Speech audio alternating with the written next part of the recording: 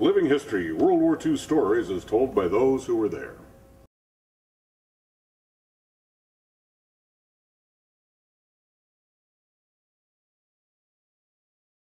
Colonel Mulvaney was a World War II B-24 tail gunner in the 10th Air Force in India and was shot down on his 14th mission over Burma. The best mission I had, or let's say the worst, was when I got shot down. This was a highly classified special mission. They even prepared a special bomb for it. We were going to bomb the Burma-Siam Railroad, the death road that you've heard of so much about. Ran all the way from Rangoon up into northern India. It was the main Japanese supply route to prepare for their invasion of northern India. So we were told that we had to knock this railroad out to prevent the Japanese from getting up there. So they made a special bomb. They took a 100-pound bomb. They put a spike in the end of it, which was about 2 feet long and about 2 inches wide. They had an 8-second delay fuse, and here was the purpose of the spike and the 8-second delay fuse.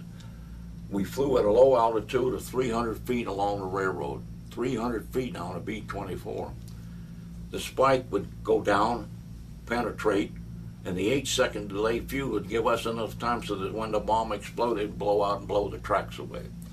Well, for this mission, each of us had 20 of those bombs. Or everybody had a certain area, about a 10-mile stretch of track they were supposed to bomb. We went over in formation in broad daylight and a low altitude. We flew beneath the radar all the way from India down to southern Burma, which was 840 miles one way. We had an extra 450-gallon gasoline tank in the bomb bay to get back and forth. So we went down, and the pilots, all this was just manual flying below radar, 100 feet or less, right across all the bay. We reached our target, we got there, and we were supposed to go down one at a time along our route and bomb the railroad. Well, before we got to the railroad, they were firing down from us. We were so low, they had their installations up on the mountain, and we got shot down at, for God's sake. I said, my God, they're shooting down at us. Not up, but down.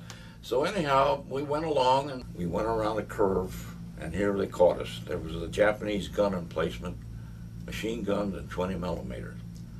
They shot out number 3. They shot out the fuel cell behind number 3. Gasoline started streaming back, and of course we all had to put on our oxygen mask to breathe. Remember now, we were only 300 feet. And the pilot, thank God the railroad was close to the bay. So the pilot turned off the railroad out over the bay with the engine feathered and the gasoline streaming, and we're trying to do everything we can. My buddy had his leg blown off and was bleeding to death, and we were trying to do that. And finally the pilot said, let's get rid of everything you can get rid of. My buddy died, though. We couldn't save him. He just bled to death. That was all there was to it. Everybody else was wounded and had a hell of a time. But we finally got everything thrown out of the aircraft, and then number 4 engine quit. B-24 will not fly on 2 engines with 2 out on the same side. It was getting dark. We'd been in the air almost 10 hours. Well, by this time we were flying out over the water, and darkness descended. The pilot says, well, we can't make it. You're going to bail out or you're going to write it down.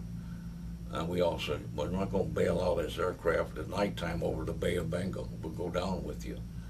So we went down. He spliced it down. We all, thank God he was a good pilot. The bombardier who got out without a scratch managed to pull the life rafts right above the pilot and co-pilot seat. He pulled the outside rings and rafts came out and inflated. And remember, it was dark. I was in the back. I was trying to get my buddy's body out so at least we could take it back with us, but I couldn't do that because the plane was crashing in.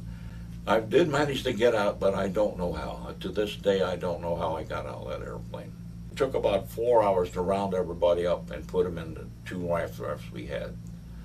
We got caught in the Japanese current, which runs down the coast of Burma around to Japan.